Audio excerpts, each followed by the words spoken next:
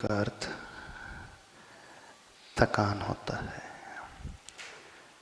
शारीरिक थकान,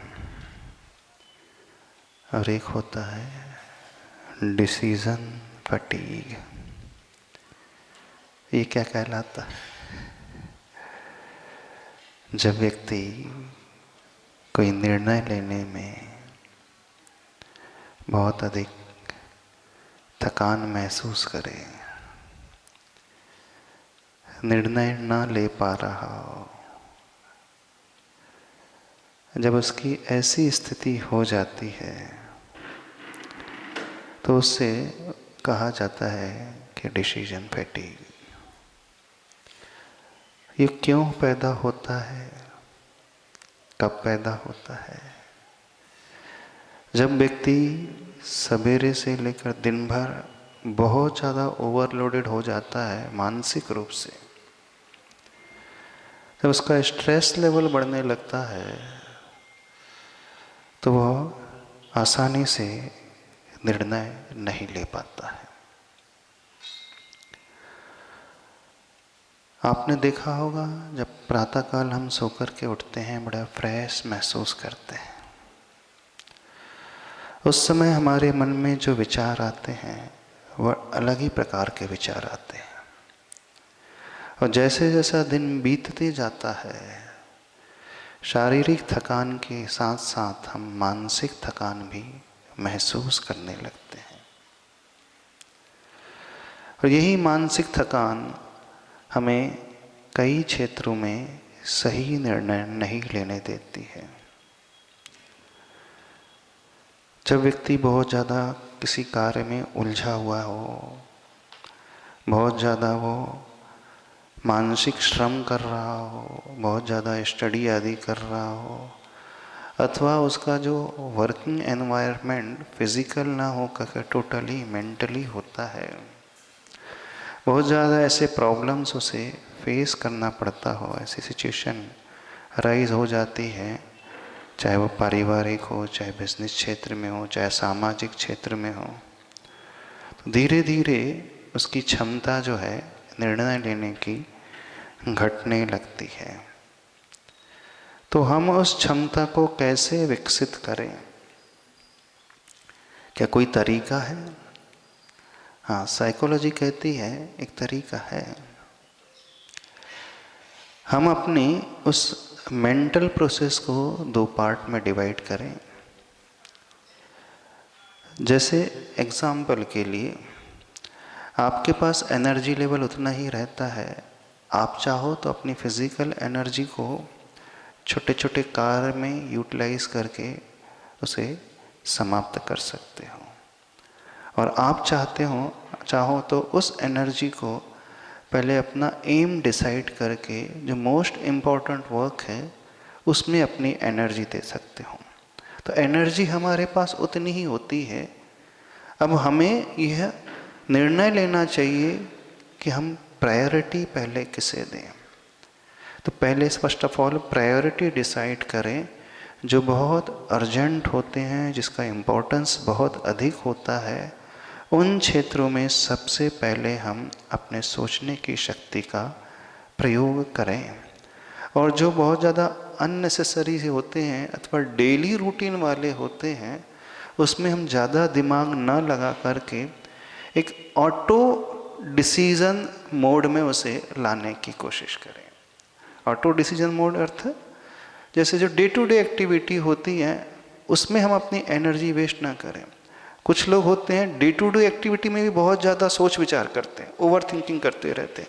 अब कौन सी ड्रेस पहनना है, ये पहनना है कि नहीं पहनना है, कौन से शूज़ पहनना है, ये करना है कि नहीं, कार से जाना है कि बस से जाना है कि टैक्सी से जाना है कि पैदल जाना है कि मोटरसाइकिल में जाना है, मंदिर जाना है कि नहीं जाना है, कितनी देर देना है। यानी जो डे टू डे एक्टिविटी है, भोजन करना है, उसमें ये डिसीजन नहीं आज ये वाली सब्जी खाना है, नहीं तो ये नहीं दूसरी खाएं, फिर तीसरी खाएं। यानी आपकी एनर्जी उतनी ही है, आप उनमें ही अपनी एनर्जी को वेस्ट करते चले जा रहे हो। तो फर्स्ट ऑफ ऑल क्या करना चाहिए, आप जो लीस्ट इम्पोर्टेंट वर्क होते हैं उसे ऑटो मोड में लाने की कोशिश करें, जो मिल जाए ठीक है। उससे क्या होता है कि हम उस एनर्जी को सेव कर पाते हैं किसी अच्छे कार्य करने के लिए। एक यह प्रोसेस होती है। दूसरा पॉइंट होता है जब हम प्रातःकाल जल्दी उठ करके उन प्रायोरिटी दिए हुए उन वर्क को पहला करने की कोशिश करते हैं तो वहाँ रिजल्ट हमारा बहुत अच्छा आता है।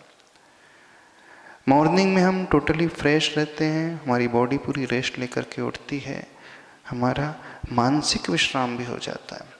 तो एक टाइम डिवाइड करें कि मॉर्निंग में ही हम बड़े बड़े निर्णय लेने की कोशिश करें और latter part of the day उस निर्णय को लेने की कोशिश ना करें। जब हमारी बैटरी फुल्ली चार्ज होती है उसके अनुसार हम निर्णय लेने की कोशिश करें। तो एक मेथड होता है कि प्रायोरिटीज डिसाइड करना सीखें, कौन से कार्य में हमें अपना मानसिक संतुलन का उपयोग करना है, मानसिकता का प्रयोग करना है, और कौन से कार्य को बस as it is let it go वाली मेंटलिटी में यूटिलाइज करना है। जब व्यक्ति बहुत ज़्यादा अपने ब्रेन का उपयोग करने लगता है, डिसीजन आदि का उपयोग करने लगता है, तो हमारी ब्लड शुगर लेवल भी थोड़ी सी रिड्यूस होने लगती है, ग्लूकोज लेवल भी थोड़ी सी रिड्यूस होने लगती है। तो रिसर्च में यह भी पाया गया है कि इमीडिएट यदि हम ग्लूकोज लेवल को बढ़ा सकें तो इस प्रकार का फूड कंटेंट ले तो उससे हमारे ब्रेन्स के नर्वस सिस्टम को बड़ा रिलीफ मिलता है, बहुत आराम मिलता है। हमारी फूड हैबिट उस प्रकार की होना चाहिए जिससे इंस्टेंट हम उस ग्लूकोज लेवल को बढ़ा सकें। इंस्टेंट ग्लूकोज लेवल, जैसे ही आप ग्लूकोज आदि कंज्यूम करते हो तो सबसे पहले वो ब्रेन तक पहुंच जाता है। सत्य ये है कि हमारा ब्रेन जो है बॉडी का हार्डली 2% वेट रिप्रेजेंट करता है, लेकिन हमारे ब्रेन को अप्रॉक्सीमेटली 20% एनर्जी लेवल लगती है उस कार्य को करने में। यानी हमारा ब्रेन ऐसा है कि उसमें सबसे ज़्यादा एनर्जी कंज्यूम होती है। हो सकता है आपको लगता है कि जो व्यक्ति शारीरिक श्रम नहीं करता है, मानसिक श्रम करता है, बहुत ज़्यादा चिंतन करता है, बहुत ज़्यादा सोच विचार करता है तो कुछ कार्य नहीं कर रहा है, नहीं, उसमें बहुत ज़्यादा एनर्जी यूटिलाइज होती है।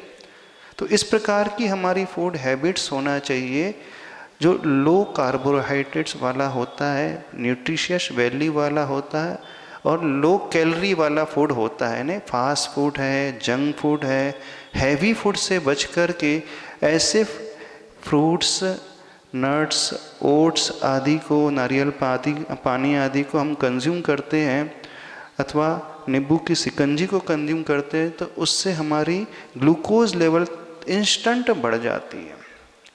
एक और भी बात आती है, एक टर्मिनोलॉजी आती है एनालिसिस पैरालिसिस। सुना है साइकोलॉजी में? जब बहुत ज़्यादा हमारे पास ऑप्शन हो जाते हैं तो हम कंफ्यूज हो जाते हैं।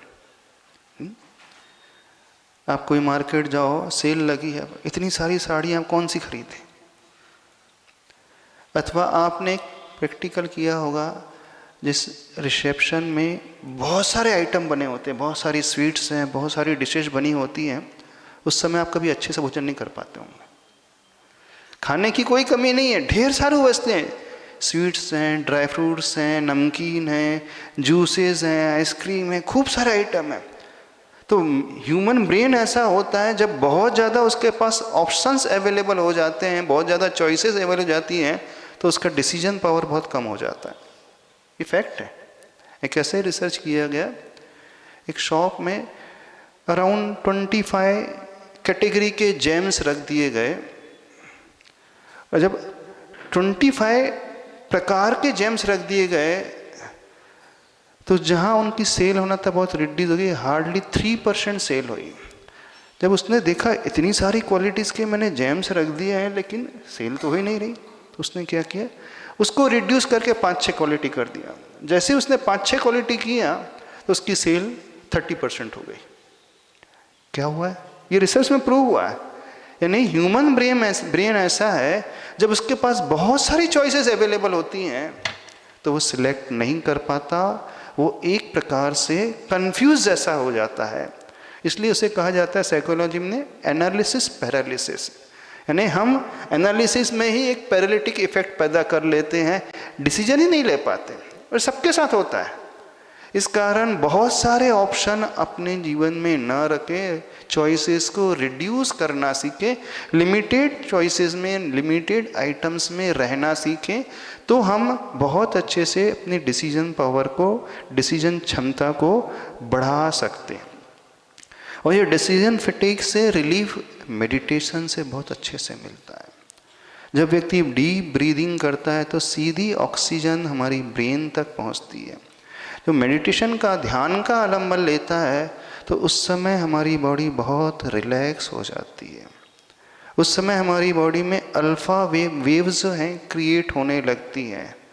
और जब वो बहुत ज़्यादा जागृत होता है, अलर्ट होता है, बहुत ज़्यादा दिमाग का उपयोग करता है, तो उस समय हमारी बॉडी में बीटा वेव्स जो हैं क्रिएट होने लगती हैं।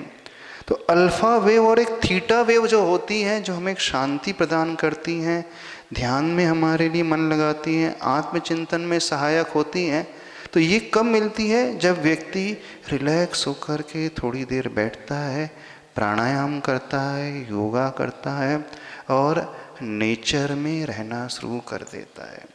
अर्थात जब वो माइंडफुलनेस को अपनाने लगता है, यानी जागृत रहते हुए सारी इंद्रियों का प्रयोग करने की कोशिश करने लगता है, यानी जो वर्तमान में जीने का आदी हो जाता है, उसकी डिसीजन लेने की क्षमता बहुत बढ़ जाती है। यानी जो थकान मानसिक रूप से होती है उससे वो बिल्कुल भी नहीं होती, उससे बहुत ईजीली रिलीफ मिलता है।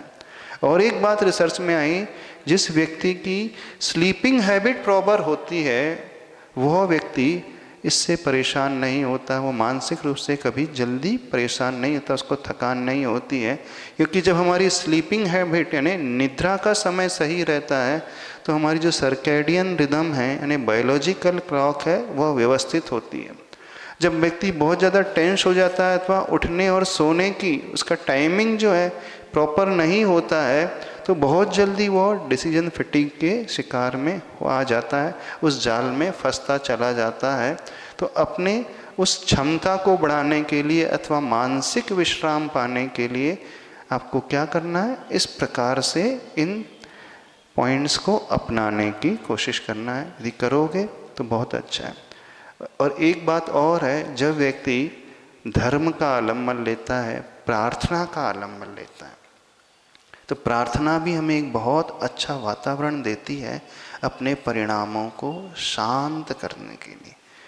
प्रार्थना के भाव जब हम अपने भाव अंदर लेकर के आते हैं, अथवा धर्म के अनुसार यदि हम कहें तो जब व्यक्ति हमेशा समता भाव में रहता है अथवा शुक्ल लेश्या के परिणामों को रखता है, जो व्यक्ति भेदभाव से ऊपर उठा हुआ होता है, जिस व्यक्ति के भीतर उतावलापन नहीं होता है, वो व्यक्ति बिल्कुल नहीं थकता, कितना भी मानसिक परिश्रम कर ले वो थकता नहीं है। एक बात और आती है, यदि आपको बहुत ज़्यादा मानसिक श्रम करने की आवश्यकता होती है तो ये रिसर्च ये कहता है आप जो है हर 60 से 90 मिनट्स में थोड़ा सा ब्रेक लेना सीखें, क्योंकि हमारा मानसिक चक्र जो है अराउंड 1.5 से 2 घंटे में पूरा होता है। तो लगातार एक ही कार्य को बिल्कुल ना करते रहें। 60 मिनट, 90 मिनट्स अथवा 45 मिनट्स के बाद 5 मिनट्स ब्रेक अवश्य लें और वह आँख बंद करके गहरा ओम का उच्चारण करके, डीप ब्रीदिंग करके, गहरी सांस ले करके जो रिलैक्सेशन टेक्निक अपनाते हैं उससे भी बहुत ज़्यादा रिलीफ मिलता है।